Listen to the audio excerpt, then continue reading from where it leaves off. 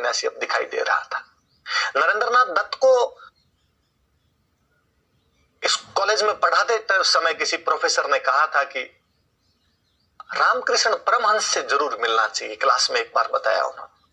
नरेंद्रनाथ दत्त उनके पास गए और शुरुआती दिनों में नरेंद्रनाथ दत्त को लगा कि यार क्या ये बच्चों जैसी बातें करते रहते हैं। जब कोई पूछता कि मूर्ति पूजा के अंदर क्या है,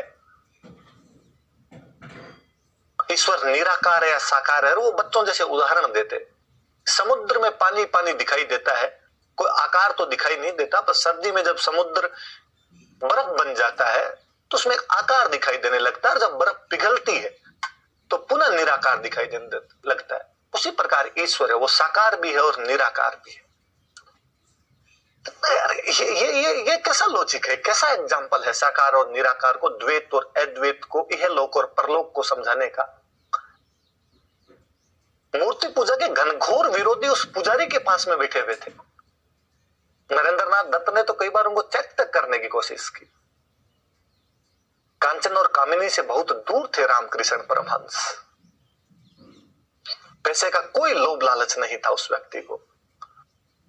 कहते हैं एक दिन जिस गद्दी पर वो बैठा करते थे, उसके तकिए के नीचे नरेंद्रनाथ दत्त ने ले जाकर कुछ सिक्के रख दिए। रामकृष्ण परमहंस जब बाहर से आए और उस गद्दी पर बैठने लगे तो अचानक खड़े हुए, उन्होंने कहा गड़बड़ है इसके अंदर कुछ। झाड़े कपड़े झाड़े, उनमें रुपए निकले। उन्होंने नरेंद्रनाथ दत्त की तरफ देखकर कहा, जबकि वहां पर खूब सारे लोग उपस्थित थे, पर वह शायद अपनी कोई तृतीय आंख से देख पा रहा था कि किसका काम है। और उसने कहा नरेंद्रनाथ दत्त को कि सही है रे नरेंद्र, गुरु को भी जांच ही लेना चाहिए, सही करता है तू। अक्सर सन्यासी की जब बात आती है तो ऐसा कहा जाता है कि जो घर बार छोड़ दे, महिलाओं से दूर रहे, विशेषकर वो सन्यास धारण कर पाए। रामकृष्ण परमहंस इस मामले में भी अजूबे थे कि उनकी पत्नी शारदा मणि उनके साथ में रहा करती थी, पर इतना शायद कंट्रोल कर लिया था उस व्यक्ति ने कि शारदा मणि ने एक बार पूछा उनसे कि आप साथ रहते हुए भी इस प्रकार से निर्विकार रहते हो, क्या कारण है? उन्होंने कहा कि शारदे, मुझे तुम्हारे में भी मां काली दिखाई देती है। रामकृष्ण परमहंस के लिए कहा जाता है कि वो बाकायदा कुछ दिनों तक मुसलमान बने थे, कुछ दिनों तक बौद्ध रहे थे, कुछ दिनों तक ईसाई रहे थे, अंतोगत्वा लौटकर पुनः मां काली की शरण में लौट आए थे। उनके पास में खूब सारे लोग जाया करते थे। उन्होंने उनमें से कहा कि मुझे जो थोड़ी बहुत क्वालिटी दिखाई देती है वो नरेंद्र में दिखाई देती है। केशव चंद्र सेन को तो खूब टोका करते थे। एक बार केशव चंद्र सेन की ब्रह्म समाज की मीटिंग के अंदर गए हुए थे और उन्होंने देखा कि केशव चंद्र सेन ने कहा कि आओ चलो प्रार्थनाएं करते हैं, ध्यान लगाते हैं। और 2 मिनट तक सबने आंखें बंद की। हमारे ध्यान लगाने का मतलब यह था।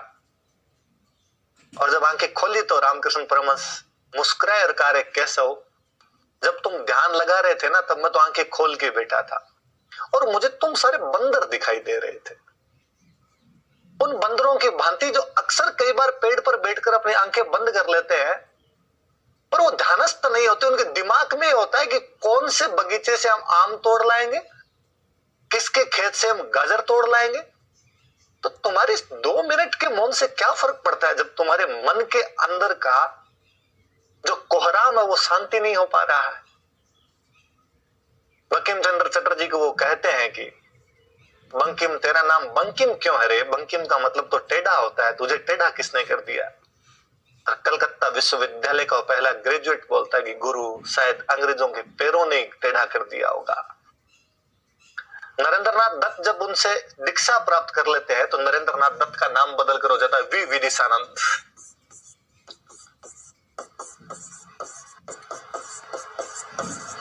We Vidishanand. Please subscribe and press bell icon.